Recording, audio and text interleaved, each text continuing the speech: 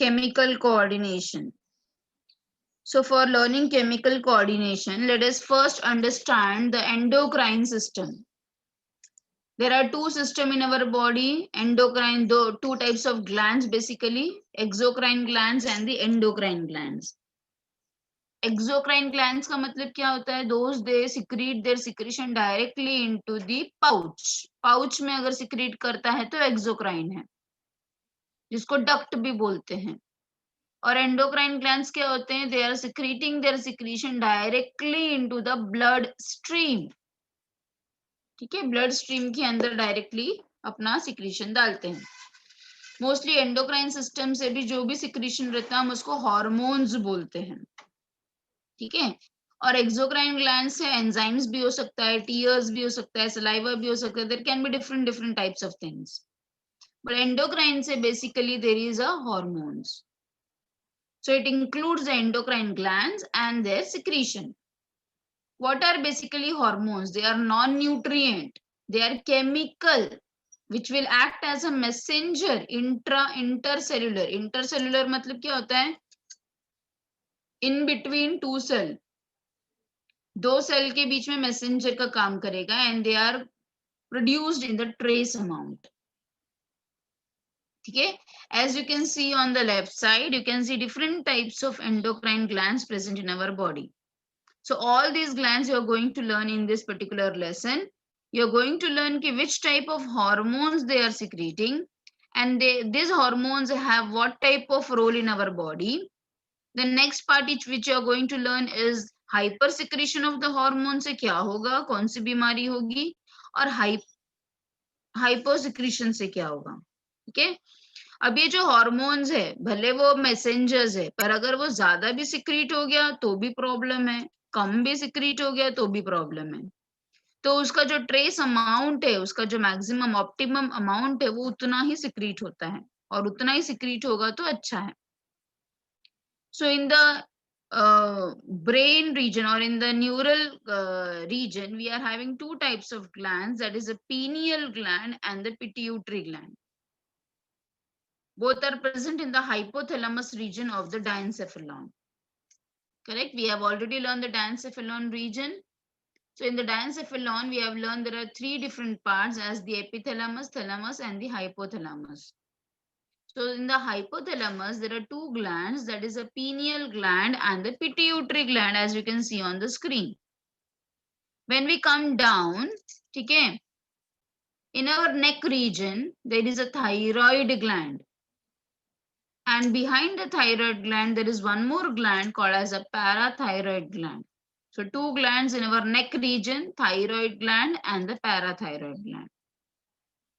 Near to our heart, there is one more gland called as a thymus gland. Near to our heart, thymus gland. Next, pancreas we know. Pancreas is also endocrine gland. Okay? Which you have already learned in your 11th standard. Ki pancreas is a dual gland. It is the only gland which is dual gland. Both exocrine as well as endocrine in nature. Above kidney, there is a adrenal gland which can also be called as the suprarenal gland. Suprarenal gland. Next, if it's female, then ovary will be there, and if it's a male, then testes will be there. Correct? So these many glands which you can see on the screen, you have to learn in detail its structure, its function, the hormone secreted by it, what does the hormone has the role in the metabolism, over secretion and less secretion. This is what you have to learn in this particular topic.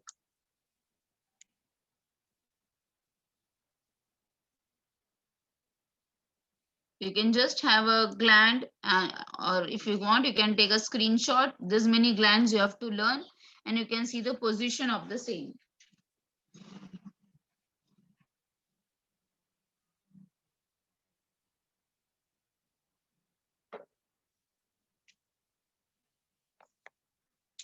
Done? Liya screenshot. Yeah, ma'am. Okay. Now, before starting with the hypothalamus, I just wanted to share the textbook with you all. Just a second.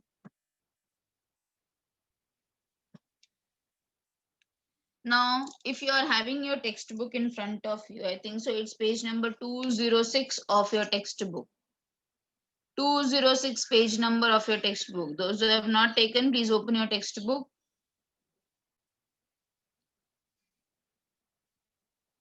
So chemical signals, different types of chemical signals are been given in your textbook.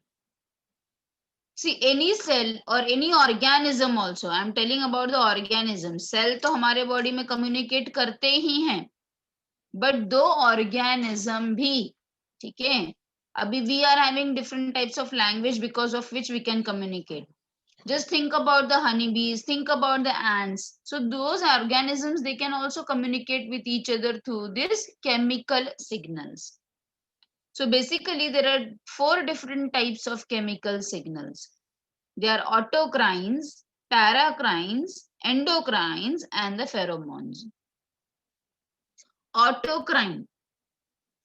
Cell releases secretion to stimulate itself. Auto का मतलब होता है खुद ही release करेगा cell to stimulate itself.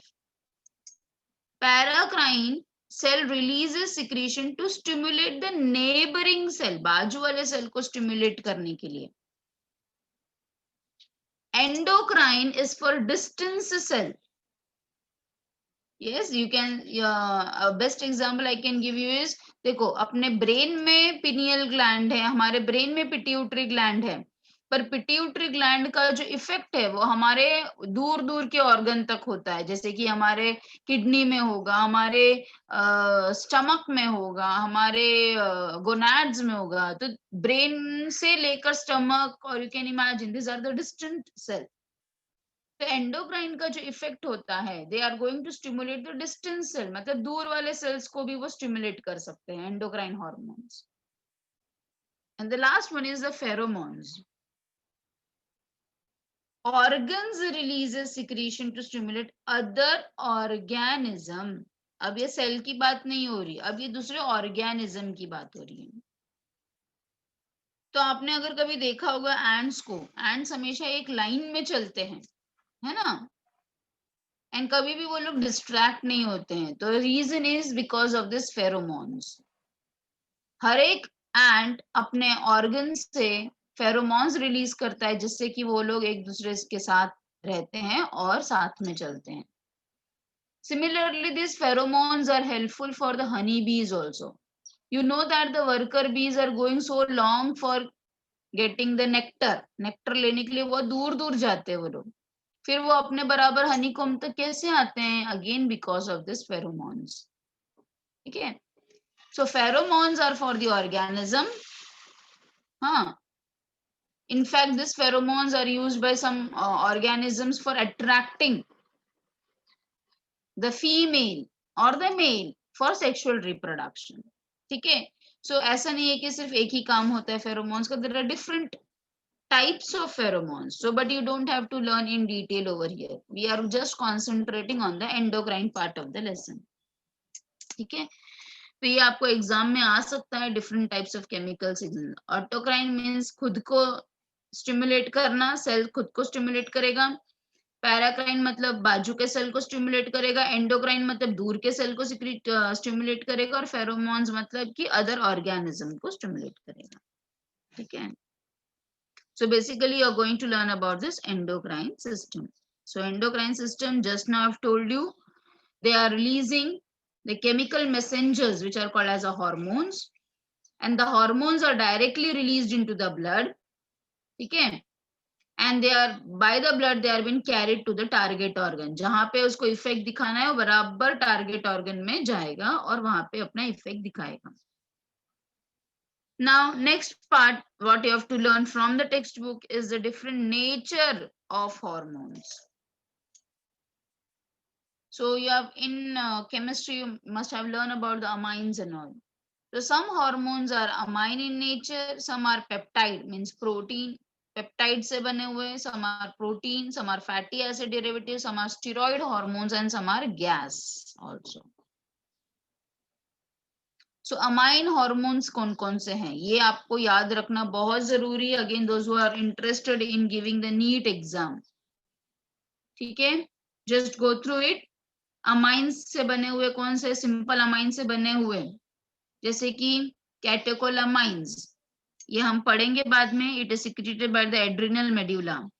Epinephrine, norepinephrine, epinephrine norepinephrine हमने already पढ़ा था कि they are the chemical messengers, ये हमने पैरासिम्पैथेटिक सिस्टम में भी पढ़ा था। मेलाटोनिन, ये भी हमने पढ़ा था, which is going to regulate our body biological rhythm, which is secreted by the pineal gland, and some are modified from amino acid, example the thyroxine. So ये examples याद रखो।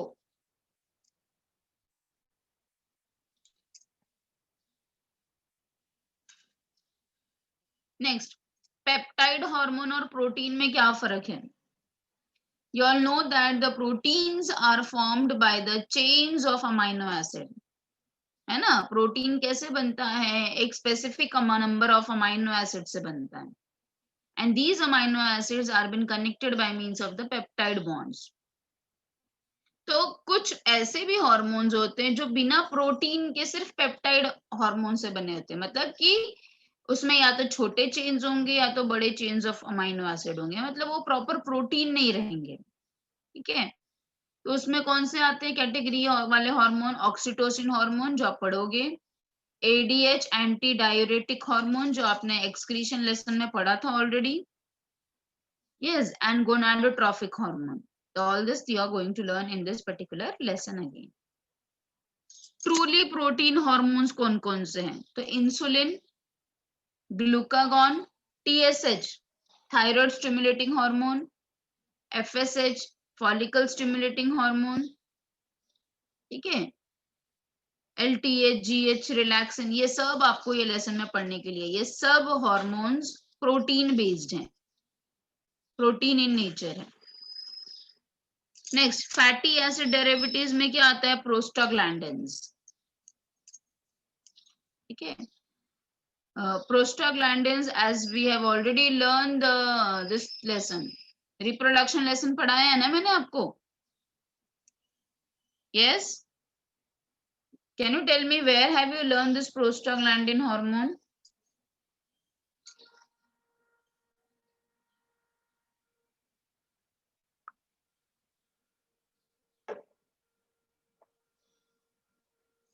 Yes, question is for all of you.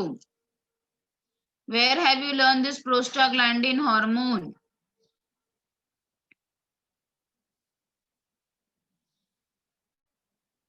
Don't know. कुछ तो बोलो, हाँ नहीं, कुछ तो बोलो कि सब सो रहे हैं। नहीं मैम, याद नहीं। याद ही नहीं। मेंस्ट्रुअल साइकिल में शायद पढ़ा था। मेंस्ट्रुअल साइकिल में पढ़ा था बच्चा।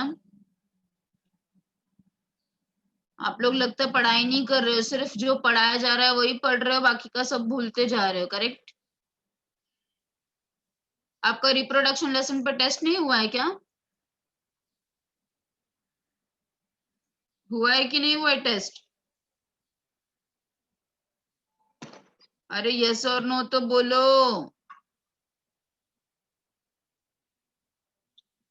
हाँ मैम। हुआ? फिर से भूल भी गए लगता है फिर पढ़ के।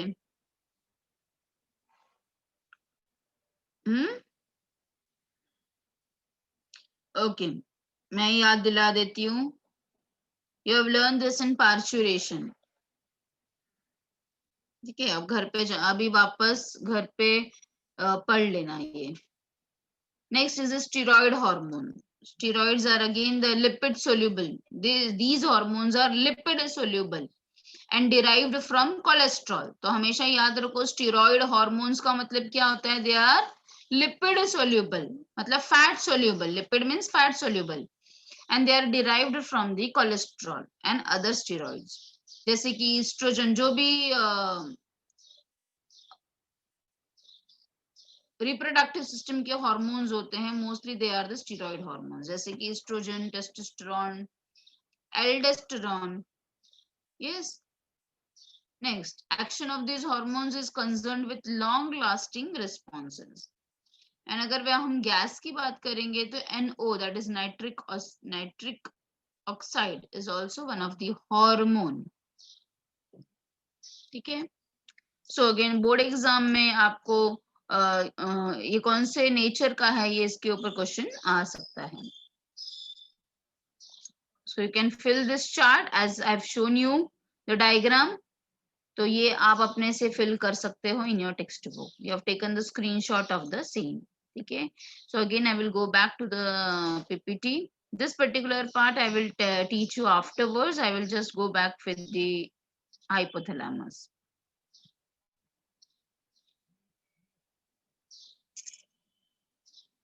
Okay, hypothalamus, you know that it is a region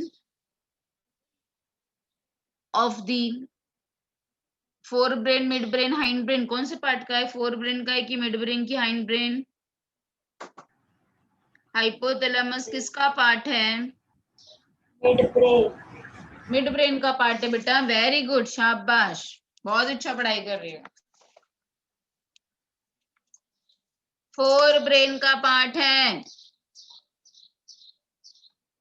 fore brain has 3 region: olfactory lobe, cerebrum and diencephalon. Diencephalon में 3 है: एपिथैलेमस, थैलेमस एंड हाइपोथैलेमस. समझ में आया? पढ़ते भी जाओ, सिर्फ सुनते मत जाओ. ओके. ना हाइपोथैलेमस में there are neurosecretory cells or nuclei of hypothalamus which secretes the following types of hormones. They are releasing hormones, some are inhibiting hormones and others are oxytocin and vasopressin. ठीक है. तो ऐसे कुछ hormones है जिससे कि अलग दूसरे वाले ग्लैंड का हॉर्मोन्स रिलीज होगा. समझ में आ रहा है मैं क्या बोलना चाह रही हूँ? हाइपोथैलेमस से कुछ ऐसे हॉर्मोन्स रिलीज होते हैं जिससे कि टारगेट ऑर्गन या फिर डिस्टेंट ऑर्गन का कुछ हार्मोन रिलीज होगा, या फिर हाइपोथैलेमस से कुछ ऐसे हॉर्मोन्स निकलते हैं जिससे कि टारगेट ऑर्गन या फिर डिस्टेंट ऑर्गन का वो हार्मोन इनहिबिट होगा, मतलब रुकेगा, अब नहीं सिक्रीट होगा. या फिर oxytocin and vasopressin, they have a different role. ठीक है. Oxytocin is also called as a birth hormone, so it helps in contraction and relaxation of the uterine muscles during the normal delivery. whereas the vasopressin, नाम से ही पता चल रहा है, vaso का मतलब क्या होता है बेटा? Blood vessels.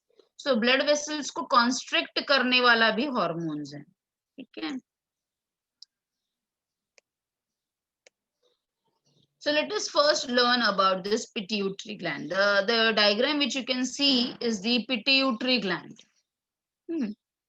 So let us first understand what are the releasing hormones.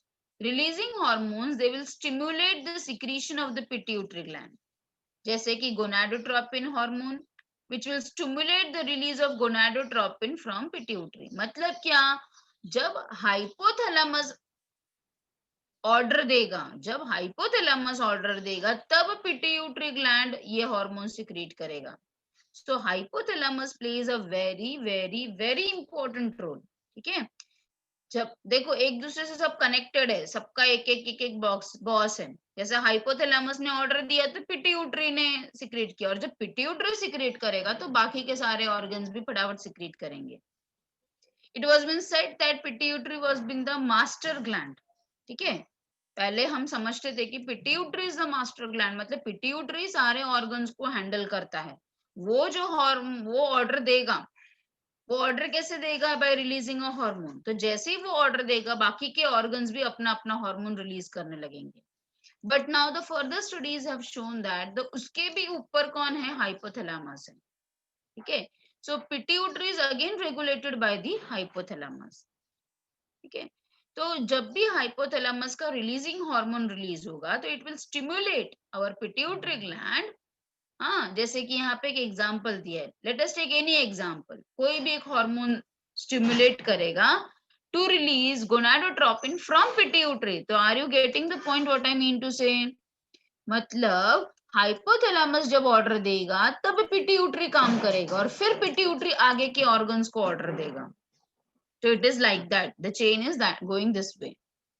Similarly, inhibiting hormone inhibit secretion of pituitary hormone.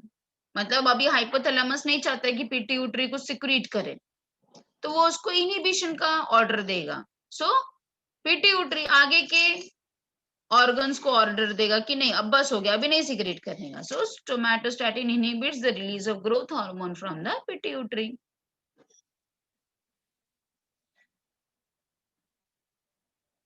Next is the oxytocin and vasopressin. They are transported axonally. Axonally means there are axons present in the hypothalamus and they are stored in the pituitary. Got it, all of you? These three categories. You can see in the diagram, this is the hypothalamus region. These are the hypothalamic neurons. We will be learning about the portal system. जैसे हमारे kidney में there was a renal portal system, वैसे ही हमारे hypothalamus में भी there is a portal system called as a hypothalamic portal system. याद है आपको अपने 11th स्टैंडर्ड में renal portal पढ़ा था. And again ये pituitary में दो regions हमें पढ़ना है. The first one is the anterior pituitary gland and the next one is the posterior pituitary gland.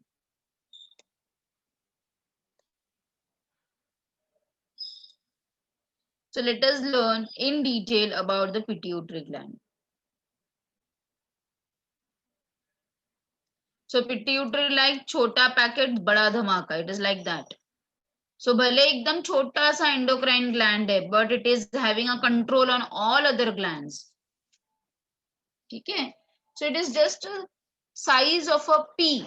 एक वटाना, एक green peas जो होता है उतना ही बड़ा है बस. और एग्जैक्ट पोजीशन अगर मैं आपको बताना चाहूंगी तो आप अपना टंग को ऊपर रोल करो पैलेट में. आप टंग को ऊपर रोल करो, जहां पे आपका टंग टच हो रहा है ऊपर पैलेट में, उसके जस्ट ऊपर ही हमारा पिट्यूटरी ग्लैंड प्रेजेंट है. ठीक है? तो है कितना बड़ा? सिर्फ just size of a P, एक छोटा सा वटाने के जितने का साइज है उसका. But it has a major role in our body. बहुत ज्यादा इंपॉर्टेंस है इस पिट्यूटरी ग्लैंड का अपने बॉडी में. So it is the smallest endocrine gland and where it is located in the bony cavity. Yes, called as a sella turcica. It has been located in a bony cavity called as a sella turcica. No doubt it has been attached to the hypothalamus by a stalk. This is the hypothalamus region. This is the pituitary gland. So it has been attached to the hypothalamus by a stalk. Yes, and that stalk can also be called as the infundibulum. आप देख सकते हो diagram में, the stalk is also called as the infundibulum. Now, when we talk about the pituitary internally, it is having two parts: the anterior lobe and the posterior lobe. The anterior lobe can also be called as a adenohypophysis. Adenohypophysis. And the posterior lobe is also called as a neurohypophysis. Neurohypophysis. So adenohypophysis, neurohypophysis. अच्छा, अब adenohypophysis में तीन regions हैं. You can see in the screen और इसको आप please note down भी कर लो. Please note down also. So adenohypophysis has three lobes: pars tubralis, pars intermedia and pars distalis. ये इंटरमीडिया कौन सा? ये बीच वाला पार्ट है जहां पे मैं कर्सर को मूव कर रही हूं. तो ये जो ऊपर वाला हिस्सा है दैट इज द ट्यूब्रालिस. हाँ, ये जो इन दोनों के बीच वाला हिस्सा है दैट इज द इंटरमीडिया और ये वाला जो पार्ट है दैट इज द डिस्टालिस. जबकि न्यूरोहाइपोफाइसिस दो ही रीजन में डिवाइडेड है, या फिर मैं इसको तीन रीजन भी बोल सकती हूँ. जस्ट अ सेकेंड, सॉरी बेटा. या फिर मैं न्यूरोहाइपोफाइसिस को भी तीन रीजन में डिवाइड कर बता सकती हूँ. जैसे कि ऊपर वाला हो गया मीडियन एमिनेंस, फिर हो गया इनफंडिबुलम, और ये जो है नीचे वाला जो बल्जिंग पार्ट है that is a pars nervosa. So please note down somewhere. Please note down. Adenohypophysis के 3 रीजन,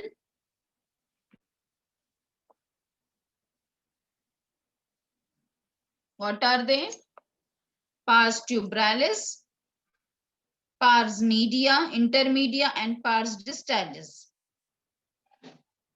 Whereas the neurohypophysis में 3 रीजन्स होते हैं, median eminence,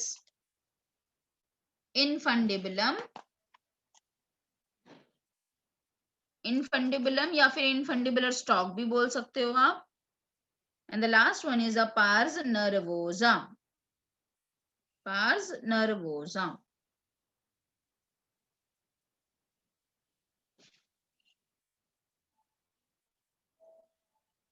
Got it all of you? एक बार वापस देख लो क्या क्या पढ़ा अभी तक हमने हाइपोथैलेमस में, बिकॉज अभी और भी बहुत सारे टर्म्स आने वाले हैं, इसलिए मैं वापस रिपीट कर रही हूँ. हम हाइपोथैलेमस पढ़ रहे हैं. हाइपोथैलेमस में ही 2 ग्लैंड्स हैं, एक पीनियल ग्लैंड होता है और एक पिट्यूटरी ग्लैंड होता है. 2 ग्लैंड्स होते हैं हाइपोथैलेमस में, ठीक है. और हाइपोथैलेमस के अंदर 3 हार्मोन्स होते हैं, इनहिबिटिंग जो पिट्यूटरी से इनहिबिट कराएगा, और ऑक्सीटोसिन एंड वैसोप्रेसिन. ओके, फिर हमने अलग अलग टाइप के हार्मोन्स देखे, उसमें रिलीजिंग हार्मोन कौन कौन से हैं, इनहिबिटिंग हार्मोन कौन से हैं, एंड ऑक्सीटोसिन एंड वैसोप्रेसिन. ठीक है, ये इसके साथ है ना, I just wanted to share with the textbook also so that the things will be clear कि मैं आपको कहाँ से पढ़ा रही हूँ. See this particular part I have not taught you just now. ठीक है, मैं डायरेक्टली यहाँ पर आई हूँ फिर with the hypothalamus. I have directly started with the hypothalamus. That particular part I will teach you afterwards, because ये समझ में आएगा तभी वो चीज समझ में आएगा. तो this particular table will give you which are the releasing hormone. देखो 1 2 3 are the releasing hormone, then inhibiting hormone, then ये भी inhibiting है, ये stimulating है, और ये दोनों releasing and peptide hormones. So again this table is very very very important. So I request all of you to homework के लिए ये table बनाओ जरूर से. And then we have started with the pituitary gland. Pituitary gland is also called as a hypophysis gland. Hypophysis gland. ठीक है, कैसा है, पी साइज्ड का है, रेडिश ग्रे कलर का ग्लैंड है. It is also called as a master endocrine gland. Master endocrine gland. So whatever points I am emphasizing, please underline that in your textbook. So pea size, reddish gray color, and it has been called as a master endocrine gland. कहाँ पर present है, अपने hypothalamus reason में present है, और किससे attach है, bye a stock. और वो स्टॉक को हम क्या बोलते हैं, इनफंडिबुलम, या फिर यही इनफंडिबुलम को हम क्या बोल सकते हैं, हाइपोफिजियल स्टॉक भी बोल सकते हैं. So underline, infundibulum can also be called as a hypophyseal stalk. ये अभी हमने पढ़ा कि पिट्यूटरी ग्लैंड हमारा सेला टर्सिका में प्रेजेंट है ऑफ स्फिनोइड बोन. यस, आपने 11th स्टैंडर्ड में जब स्कल पढ़ा था, that time you must have seen the sella turcica. एक डिप्रेशन होता है स्फिनोइड बोन का, यस, जिसके अंदर अपना पिट्यूटरी ग्लैंड प्रेजेंट है. As you can see in the diagram, once again it has been divided into 2 lobes. Anterior is called as adenohypophysis and posterior is called as a neurohypophysis. And both the lobes, they have been originated from different derms, and therefore they are dual origin. Again, this is important point, dual origin, क्योंकि अलग अलग derm से बनता है during the embryonic condition. सबने इतना underline किया है जो मैंने बताया? Have you all underlined in your textbook? Yes, ma'am. चलो, और क्या आपको अंडरलाइन करने जैसा है? अगेन विच कैन बी, ये पर्टिकुलर पैराग्राफ से अगेन आपको 1 मार्क क्वेश्चन या फिर एमसीक्यू पूछा जा सकता है। ये जो एडिनोहाइपोफाइसिस है ना, it is out growth from the roof of our buccal cavity. अभी मैंने आपको जस्ट थोड़ी देर पहले बताया, एम्ब्रियो, ये सब कभी हो रहा है एम्ब्रियोनिक कंडीशन में, जब बच्चा मदर के वूम में डेवलप होता रहता है। तो एडिनोहाइपोफाइसिस जो ये वाला जो हिस्सा है ना, it has been formed from the roof of the buccal cavity. मतलब ये बक्कल कैविटी के रूफ का आउटग्रोथ है, मतलब वहीं से एक बल्जिंग पार्ट निकलता है। And this outgrowth is called as a Rathke's pouch. Underline Rathke's pouch. ये कैसे ग्रो होगा? Obviously it will grow upward towards the brain, correct ना? ऊपर की तरफ, अगर बकल कैविटी से हो रहा है तो ऊपर की तरफ ग्रो होगा, ऊपर की तरफ ग्रो होगा।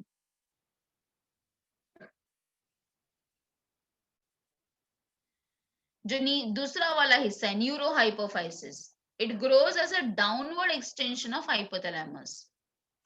So two outgrowth together form the pituitary gland. क्या हुआ? एक नीचे से ऊपर आया और एक ऊपर से नीचे आया।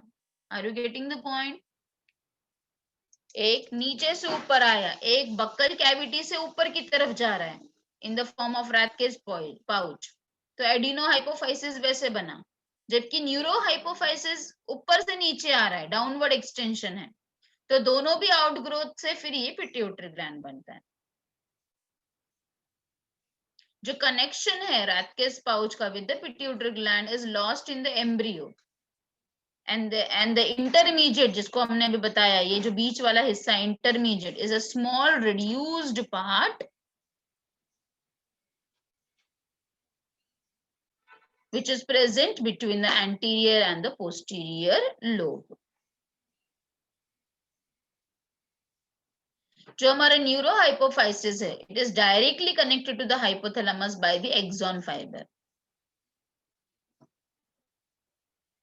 जबकि एडिनो और इंटरमीडिएट किससे कनेक्टेड है? By the hypophyseal portal system. So please underline, किसी को नहीं कुछ समझा है तो please ask me, just have a look. Rathke's pouch का बताओ ना एक बार, वो नहीं समझी। Rathke's pouch बेटा क्या है? It is outgrowth from the buccal cavity. हमारा बक्कल कैविटी आपको समझ रहा है ना? हाँ, हमारा जो बक्कल चेम्बर है, तो जब हम एम्ब्रियोनिक कंडीशन में थे, जब हमारा ब्रेन डेवलप हो रहा था, ये उस वक्त की बातें हैं सब। तो कैसे बनता है पिट्यूटरी ग्लैंड, ये बताया गया है कि कैसे उसके दोनों लोब्स बनते हैं। तो एंटीरियर लोब जो है, जो ये वाला हिस्सा है एडिनोहाइपोफाइसिस, वो कैसे बनता है? बक्कल कैविटी के रूफ से। रूफ मतलब छत। बक्कल कैविटी का जो छत है, जिसको हम पैलेट बोलते हैं, आपका पैलेट है ना, जहां पे आप अपना टंग को टच कर सकते हो, वहां से एक आउटग्रोथ फॉर्म हुआ ड्यूरिंग द एम्ब्रियोनिक कंडीशन है, अभी नहीं, एम्ब्रियोनिक कंडीशन में वहां से एक आउटग्रोथ आया। आउटग्रोथ मतलब एक बल्जिंग पार्ट आया। अब ये बल्जिंग पार्ट कहाँ आएगा? ऊपर की तरफ जाएगा ना, क्योंकि ये ऊपर है ना पिट्यूटरी ग्लैंड। तो एक आउटग्रोथ ऊपर की तरफ गया, it grows upward towards the brain. और ये जो आउटग्रोथ है ना, इसी को हम रैथकेज पाउच बोलते हैं। Got it? मिस मतलब वो राथकेस पाउच वो एडिनोहाइपोफाइसिस नहीं है ना? इसी से एडिनोहाइपोफाइसिस बनता है, ये पाउच से ही बनता है। और बाद में वो पाउच अलग हो जाएगा? वो ये हो जाएगा, उसका कनेक्शन चला जाएगा विद द पिट्यूटरी ग्लैंड। यहाँ पे दिया ना बेटा, the connection of the Rathke's pouch with the pituitary gland is lost in the embryo. Okay miss, बस ये डाउट था। Rathke's pouch से ही एडिनोहाइपोफाइसिस बनता है, इतना क्लियर है? हाँ मिस। ये Rathke's pouch ही है जिससे कि एडिनोहाइपोफाइसिस बनता है। तो एडिनोहाइपोफाइसिस कैसे बना? नीचे से ऊपर, है ना, बक्कल कैविटी से ऊपर की तरफ आया, जबकि न्यूरोहाइपोफाइसिस उल्टे डायरेक्शन में आ रहा है, ऊपर से नीचे की तरफ आ रहा है। हाँ, तो ये वाला पाउच आ गया, यहाँ से ये वाला पाउच आ गया और दोनों जुड़ गए और बन गया पिट्यूटरी। समझा? ये नीचे से आया, ये ऊपर से आया, दोनों एक साथ जुड़ गए और बन गया पिट्यूटरी ग्लैंड। और बीच में क्या है, ये पार्स इंटरमीडिया है जो इसको और इसको कनेक्ट करता है, एडिनो को न्यूरो के साथ कनेक्ट करके रखने वाला है पार्स इंटरमीडिया। ये पार्स इंटरमीडिया हमें कैसा नजर आता है, एक क्लेफ्ट की तरह, एक डिप्रेशन की तरह नजर आता है जब हम इसको देखते हैं। अभी 2D पिक्चर में ऐसा नहीं दिख रहा है, but it is looking like a cleft. Cleft मतलब एक डिप्रेशन दिख रहा है, ठीक है। न्यूरो हाइपोफाइसिस का खास बात क्या है, देखो आप डायग्राम में भी देख सकते हो कि न्यूरो हाइपोफाइसिस में ये वाला जो हिस्सा है, आप इसके अंदर बहुत सारे एक्सॉन देख पा रहे हो। ये वाले हिस्से में दिख रहे हैं क्या इतने एक्सॉन? नहीं, ये वाला जो हिस्सा है जिसको हम न्यूरो हाइपोफाइसिस बोलते हैं या फिर पोस्टीरियर लोब बोलते हैं, इसके अंदर हमें बहुत सारे एक्सॉन नजर आ रहे हैं, एक्सॉनिक फाइबर्स नजर आ रहे हैं। तो यही चीज यहाँ पे बताया गया बेटा कि न्यूरो हाइपोफाइसिस के अंदर बहुत सारे एक्सॉन फाइबर्स होते हैं, जबकि एडिनोहाइपोफाइसिस और pars intermedia they are connected to the hypothalamus, they are connected, directly नहीं है, they are connected indirectly through the hypophyseal portal system, जबकि न्यूरो हाइपोफाइसिस डायरेक्टली कनेक्टेड है हाइपोथैलेमस में। ये डिफरेंस है अगेन, ठीक है। Yes, ma'am. चलो अभी एक पोर्टल सिस्टम आपको इन शॉर्ट दिया गया है, तो I will teach you only this much only, I will not give you stress for making you understand the more thing about the hypophyseal portal system. Tell me what do you mean by portal system? 11th में आपने पढ़ा है, tell me what is portal system. Portal system क्या होता है? Renal portal system आपने already पढ़ा है।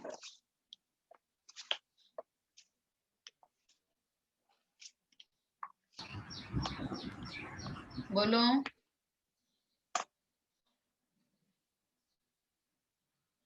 यस, सबके सब इतना हाँ बोलो। सिस्टेमिक सर्कुलेशन में, हाँ, सिस्टेमिक सर्कुलेशन में क्या बेटा? कुछ नहीं। सिस्टेमिक सर्कुलेशन बोल रही हो आप? हाँ हाँ, अरे सिस्टेमिक सर्कुलेशन कहाँ से आ गया? मैं एक्सक्रीशन लेसन की बात कर रही हूँ।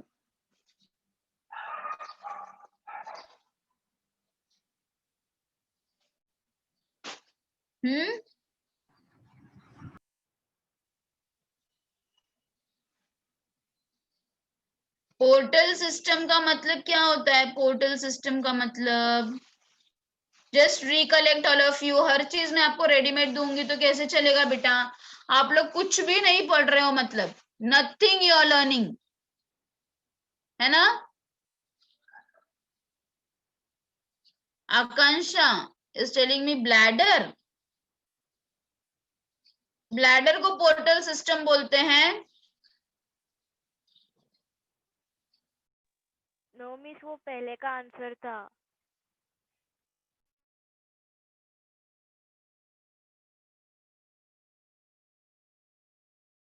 मैम मतलब वो एक जगह से ब्लड को कलेक्ट करके सप्लाई। हाँ, तो किधर से ब्लड को कलेक्ट करते हैं? आपने एक्सक्रीशन लेसन में कैसे पढ़ा था? कहाँ से ब्लड कलेक्ट होता है और कहाँ जाता है?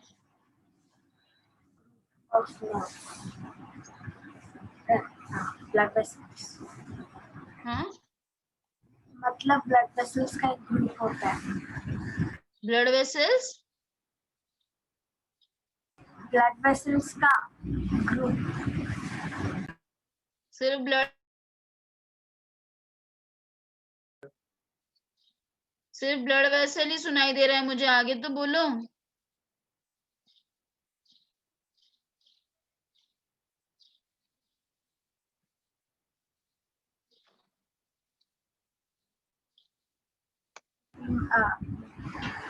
Blood. यस, मैम मतलब बीच में एक और ऑर्गन आता है, इंटरमीडिएट ऑर्गन। हाँ,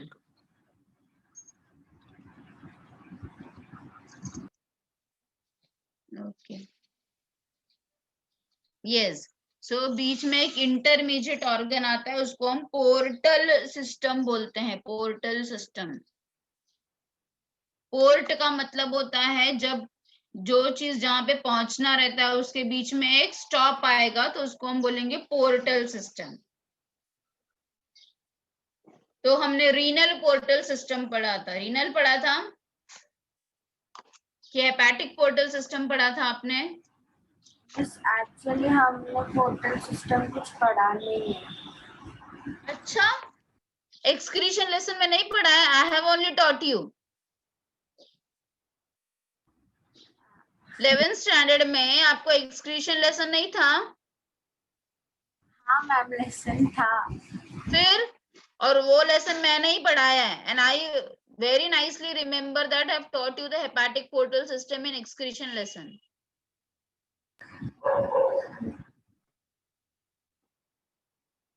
Yes or no? हाँ मैम, पढ़ा है। Very nice. तुम लोग ऐसे ही सब करते हो। हाँ, बोल देने का एकदम सामने सामने नहीं पढ़ा है हमने, और इनफैक्ट मैंने ही पढ़ाया और मुझे ही बोल रहे हो। शाबाश। कोई और टीचर पढ़ा रहे थे तो मैं सोचती कि अरे बच्चों को पढ़ाया नहीं। ओके चलो ठीक है, मैं वापस रिवाइज ही कर देती हूँ कि what is a portal system. ठीक है, पोर्ट का मतलब अभी मैंने आपको बताया कि जब भी कोई ऑर्गन से, ठीक है, और दूसरे ऑर्गन के बीच में एक तीसरा ऑर्गन कनेक्शन रहता है, that is called as a portal system. In our body, human being के अंदर दो ही पोर्टल सिस्टम है। एक है हेपेटिक पोर्टल सिस्टम जो आपने ऑलरेडी 11th में पढ़ा है, और ये दूसरा है that is a hypophyseal portal system जो अभी आपको पढ़ना है 12th में। एक और सिस्टम होता है रीनल पोर्टल सिस्टम जो ह्यूमन बॉडी में नहीं होता है, वो सिर्फ फ्रॉग में देखा जाता है।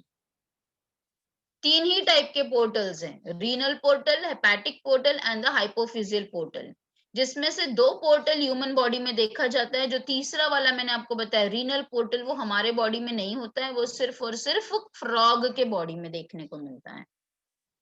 तो एक बार मैं वापस रिवाइज कर देती हूँ आपको कि आपने what you have learn for the hepatic portal in your 11th standard.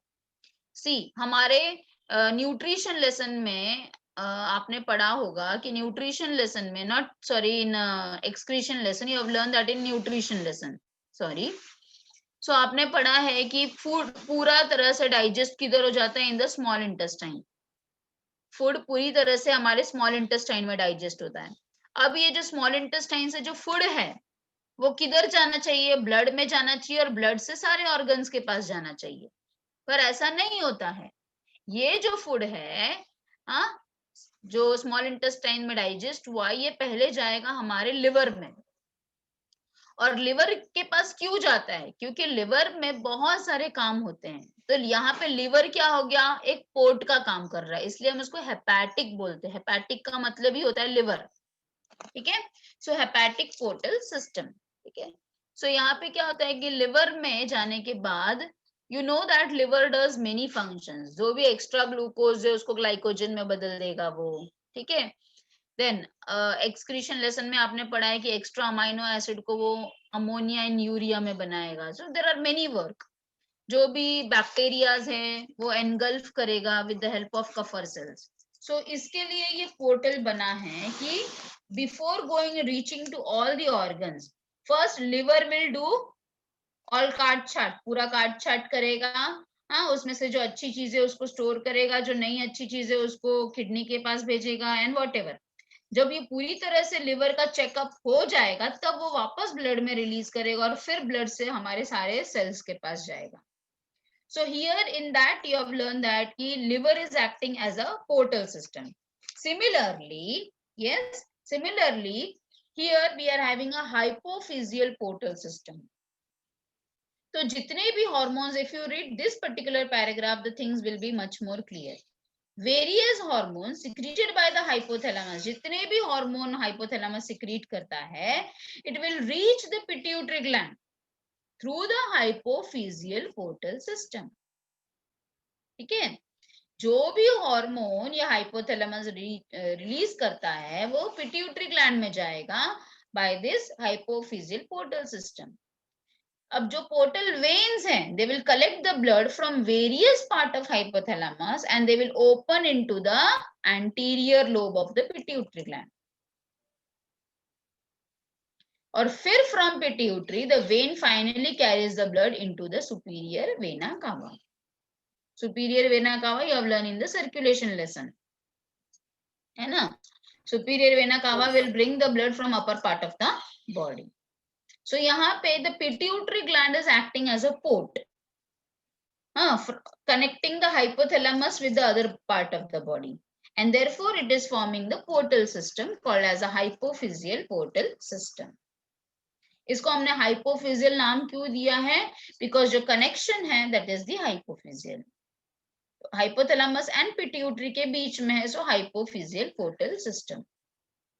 ठीक है?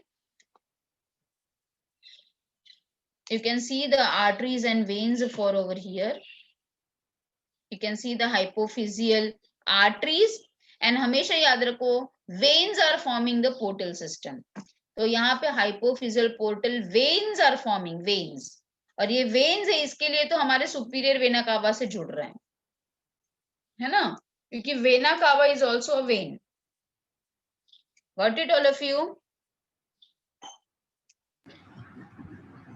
Yes or no? Yes, ma'am. ठीक है. Okay, अभी anterior lobe, as I've told you, it has different types of secretory cells. कौन कौन से secretory cells होते हैं? Acidophil cells, basophil cells and chromatophores. Chromatophores means colored cells. ठीक है? क्रोमा का मतलब होता है कलर, एंड ये 3 पार्ट में डिवाइडेड है, as I've told you just now, as the pars distalis.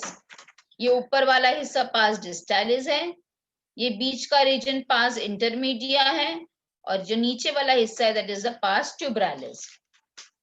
So distalis, intermedia and tubralis. Now we will be learning about the different hormones of adenohypophysis. Again, I will go back to the PPT.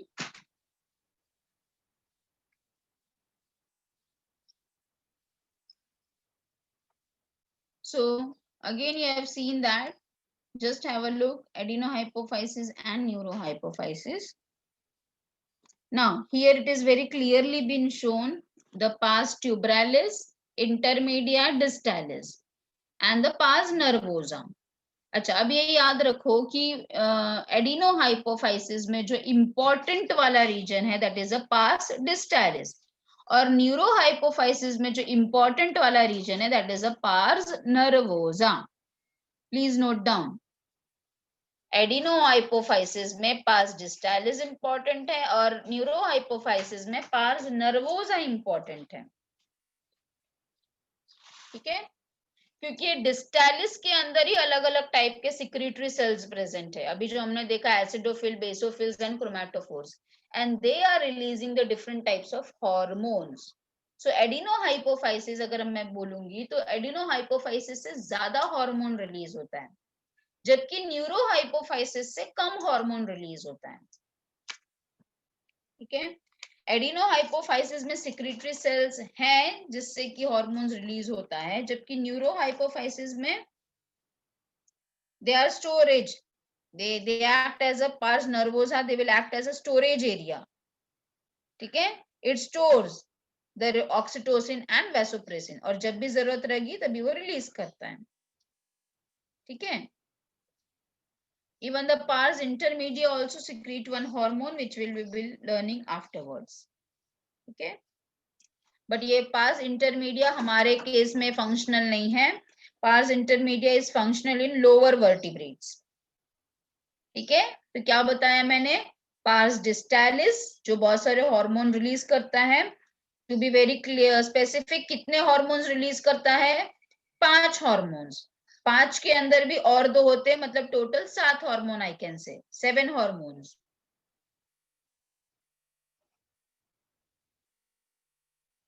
7 और you can say 8 also.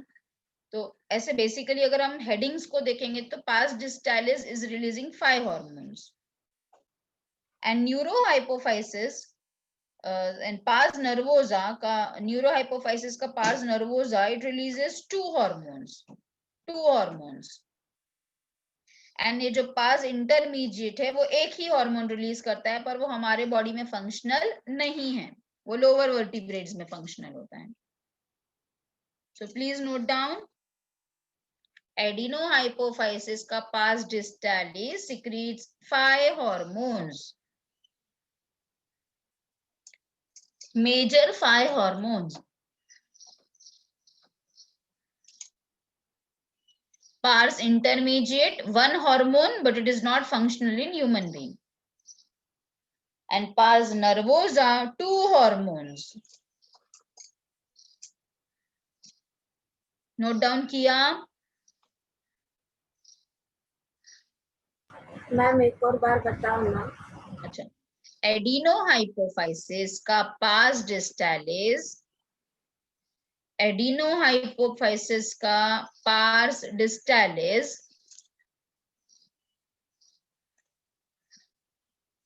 Are you writing? Adenohypophysis, put a dash, write down pars distalis. Again put a dash. How many hormones? Major hormones are 5 hormones. 5 hormone ये release करता है. उसका काम हम लोग समझेंगे कि क्या काम है, कैसे करता है वो, ठीक है. बट अभी के लिए इतना याद रखो कि एडिनोहाइपोफाइसिस का, जिसको हम एंटीरियर लोब भी बोलते हैं, उसके अंदर ये जो पास डिस्टालिस वाला रीजन है, जो आपको पिंक कलर का दिख रहा है, लाइट पिंक कलर का स्क्रीन पे, वो 5 हार्मोन रिलीज करता है. ठीक है. तो 5 मेजर हार्मोन के अंदर भी अंदर हार्मोन है, वो हम बाद में देखेंगे. ठीक है. फिर मैंने बताया कि एडिनोहाइपोफाइसिस का पार्स इंटरमीडिया, नेक्स्ट लाइन में लिखो, एडिनोहाइपोफाइसिस का पार्स इंटरमीडिया, एडिनोहाइपोफाइसिस का पार्स इंटरमीडिया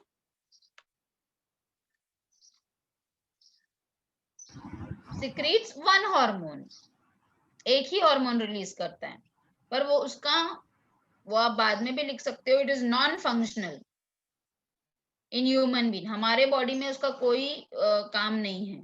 हमारे बॉडी में पार्स इंटरमीडिया बहुत ही पुअरली डेवलप्ड है. It is developed in lower vertebrates.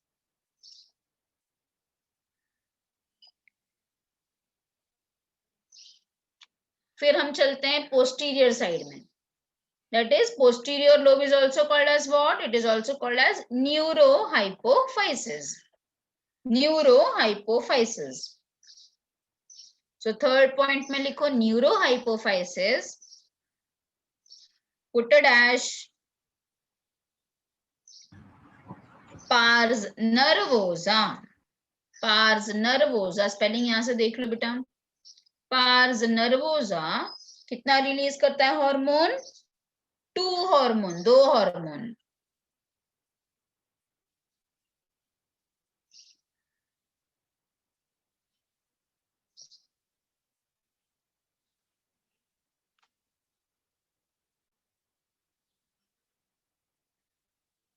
Got it?